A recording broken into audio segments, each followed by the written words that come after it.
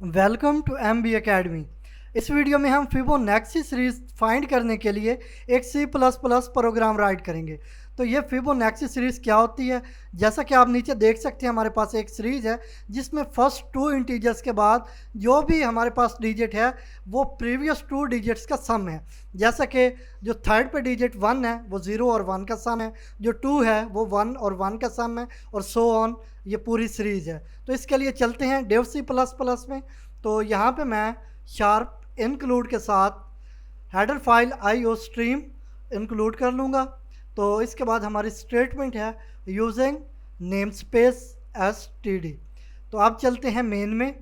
तो यहाँ मेन में आके हम एक वेरिएबल लेंगे जिसका नेम मैं रख लेता हूँ टर्म्स, और यहाँ पे मैं बना लेता हूँ इंटीजर टाइप, और इसका नेम हो गया टर्म्स। तो यहाँ पे मैं एक स्ट्रिंग डिस्प्ले करवाता हूँ, एंटर नंबर ऑफ टर्म्स। तो ये जितने यूज़र नंबर ऑफ टर्म्स चाहता है वो एंटर कर सकता है। तो इसलिए हम यहाँ पे से इनको यूज़ करते हुए उसे ये वेरिएबल जो टर्म्स के नाम का है ये असाइन कर देंगे। तो जो भी यूज़र इनपुट देगा वो इस वेरिएबल में सेव होंगी, और फिर इसके अकॉर्डिंग हम एक फंक्शन बनाएंगे जो कि हमें फाइंड करके देगा फिबोनेक्सी सीरीज़। तो वो कैसे फाइंड होगी वो हम यहाँ उसके लिए एक फ़ंक्शन बना लेते हैं। इसका नाम मैंने रख लिया सीरीज़, और इसमें मैं एक फॉर्मल पैरामीटर दे देता हूँ इंट n। और इसके बाद हम यहाँ पे दो वेरिएबल्स बनाएंगे। एक होगा ज़ीरो के लिए जिसे हम ज़ीरो असाइन करेंगे। तो ये जो फर्स्ट है इसका मैंने नाम फर्स्ट रखा है, तो यहाँ पे मैं इसको ज़ीरो असाइन कर देता हूँ। और इसके बाद एक और वेरिएबल हम बनाएंगे जो कि होगा सेकंड के लिए।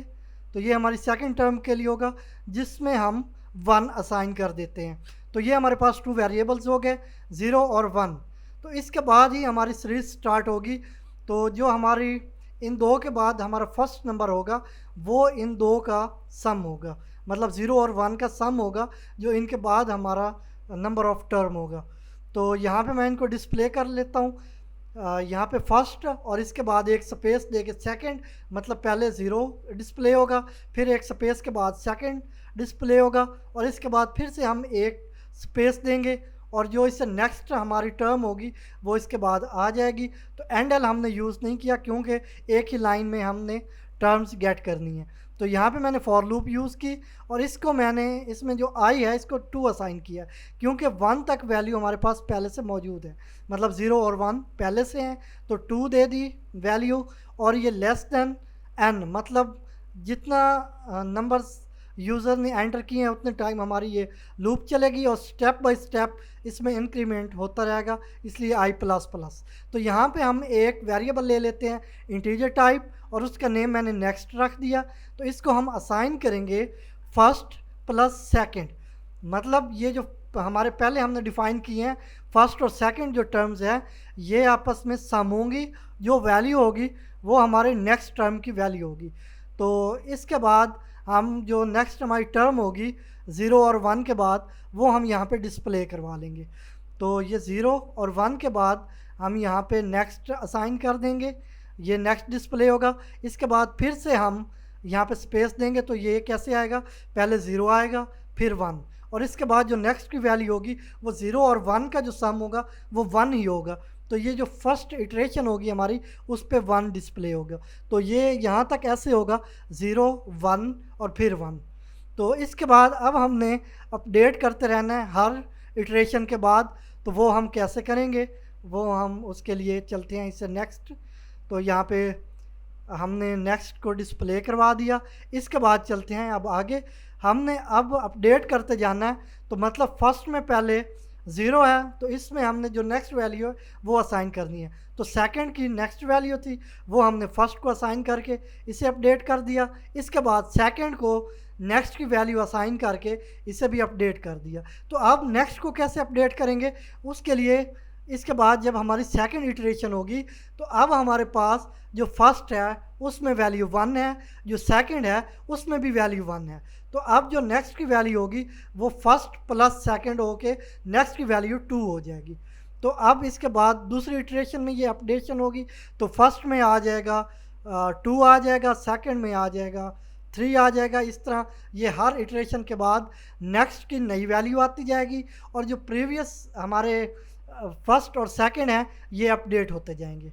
तो आई होप यहाँ तक आपको अच्छे से समझ आ गई होगी। तो अब यहाँ तक हमारा काम कंप्लीट हो चुका है। मैं एक बार फिर से बता रहा हूँ कि ये नेक्स्ट हर इटरेशन के बाद फर्स्ट और सेकंड इनका सम होगा, जो वैल्यू होगी वो नेक्स्ट की नई वैल्यू होगी। तो इसके बाद हम यहाँ पे आ जाते हैं मेन में।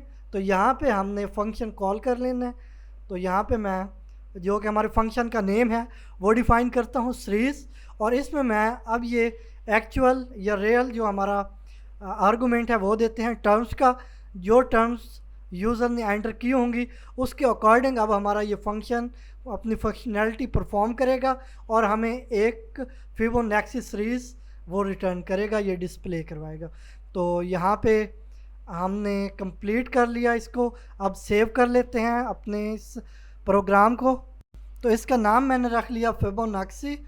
तो ये हमारे प्रोग्राम के अकॉर्डिंग ही मैंने नाम रखा है।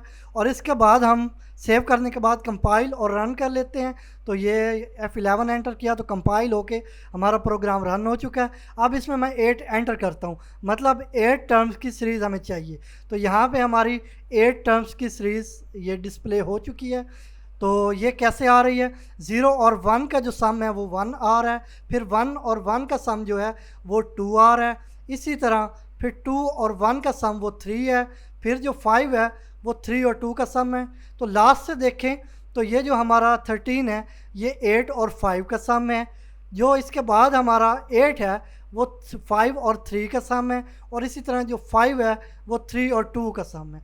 तो मतलब जो भी हमारा फर्स्ट 2 इंटीजर्स के बाद जो भी हमारा नेक्स्ट डिजिट है वो प्रीवियस 2 डिजिट्स का सम है।